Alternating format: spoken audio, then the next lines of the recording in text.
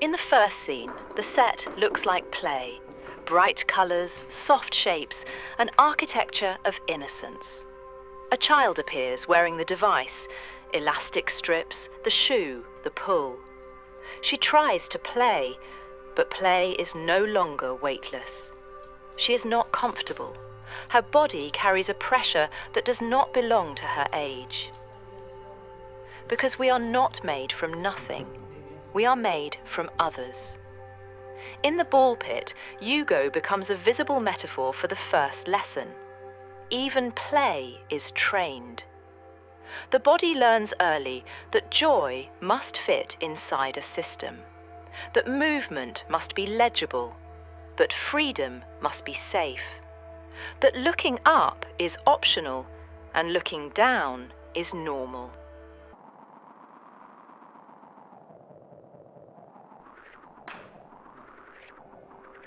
The second scene is not colourful, it is calibrated.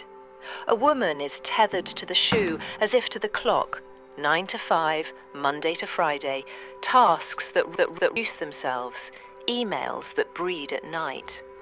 Here, the yoke does not need to hide, because the office already has its own invisible straps. In the office, attention is not simply taken, it is allocated. The phone orders the gesture before you decide it. The notification arrives like a small command. The body obeys in micro-movements: glance, tap, tilt, comply. The project makes that obedience legible. The shoe pulls, the neck yields, the day continues.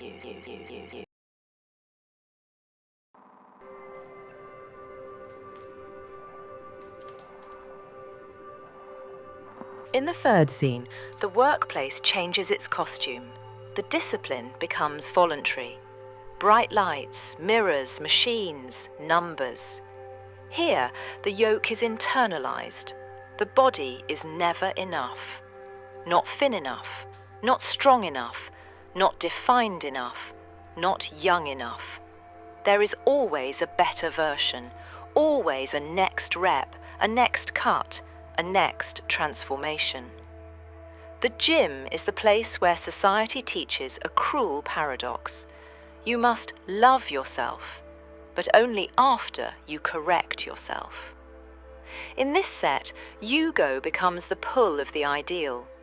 The posture of the head mirrors the posture of the mind, tilted toward a target, toward a metric, toward an image of what you should become.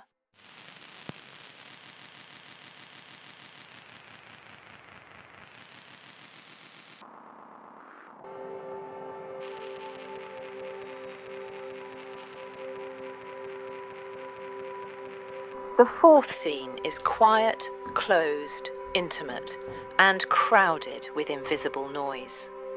A room can be a refuge, but it can also be a cell with good Wi-Fi. Hours pass inside a rectangle. Phone light, cheap dopamine, endless scroll.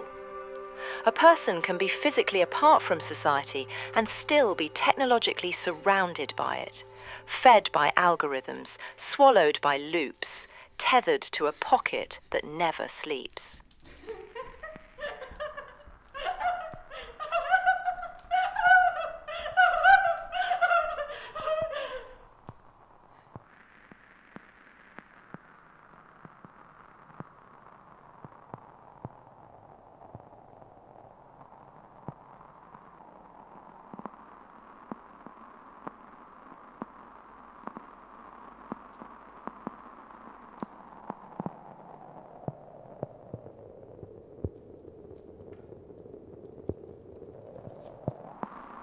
Some are bound to the phone. Some are bound to desire that becomes compulsion. Some are bound to relationships that turn intimacy into control. The room becomes a place where you rest, but the rest is restless. You don't recover, you numb. In the bedroom, the yoke achieves its most refined form. Not public discipline, but private captivity that feels like choice.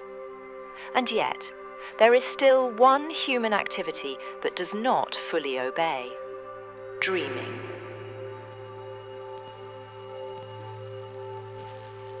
Dreams are dangerous because they remember.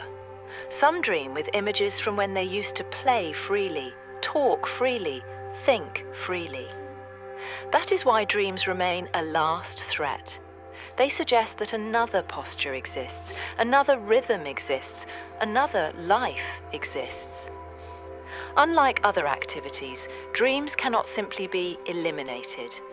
So the system learns a new strategy: replace them. Create new dreams, dreams that silence dissent, dreams that infuse hope and reaffirm the way of life.